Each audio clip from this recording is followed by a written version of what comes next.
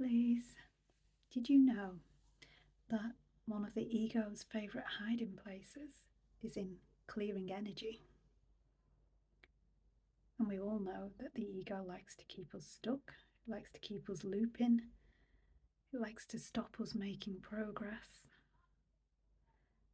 And it learns very quickly ways in which it can disguise itself to you so that it can keep you stuck and keep you looping. And one of the favourite ways it does that is through the spiritual ego. In other words, when it dresses up in spiritual ideologies, behaviours, language, and ideas, and actually utilises those and your strength of belief in them to keep you stuck. And one of its favourite ways is through clearing energy. So if you're someone like I used to be, who was unhappy with myself and my life, it can very easily co-opt you into spending all your time clearing energy in the hope that clearing will bring you into a life and a way of being that you do like. And that's not to say that there isn't a place for clearing energy, there is. But it's probably not as frequent or as necessary as you believe. And actually, one of the best ways of clearing energy is to just keep going even when it's difficult. And it's not as though you have to suffer or life has to be constantly challenging.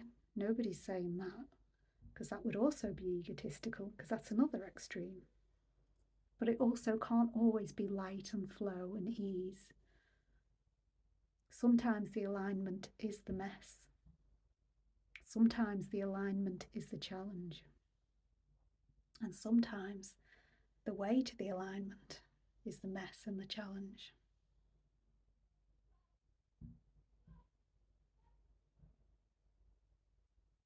And often the ego will tell us that things are wrong and they need clearing.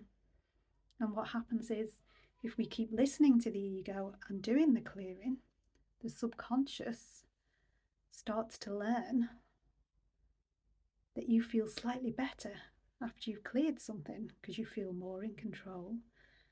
You maybe feel a bit more empowered. You maybe feel a bit lighter, as we often do when we clear any energy, regardless of whether it actually needed clearing or not. We touch the light to clear it, so of course we feel lighter. And what happens is it can become an addiction that you don't know you have. And the subconscious, because it wants you to feel great and it likes the reward of feeling great, will start creating things in your reality that you need to clear. And it will work with the ego to do that. And you will be stuck constantly seeing things and experiencing things that need to be cleared.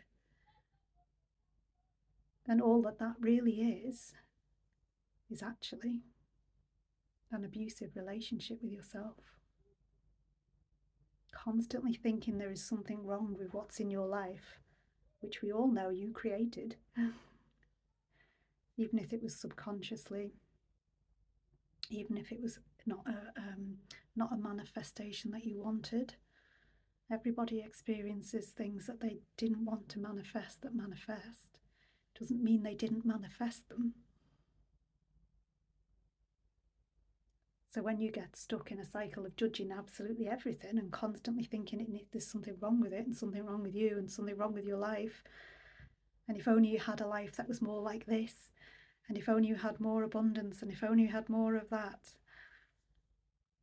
it can actually become an abusive relationship where really what you're subtly doing is criticizing yourself and your creation. And so it's not as though clearing energy is bad or shouldn't be done, because as I said, that would be another extreme, and anything extreme is ego. But it's also not as though anything and everything that you don't like or is uncomfortable or seems like it must be wrong because it's not going the exact way that you want needs to be cleared. It's actually a trap of the ego. It's a very clever one. How do I know this? I know it because I've been trapped there. That's how I know.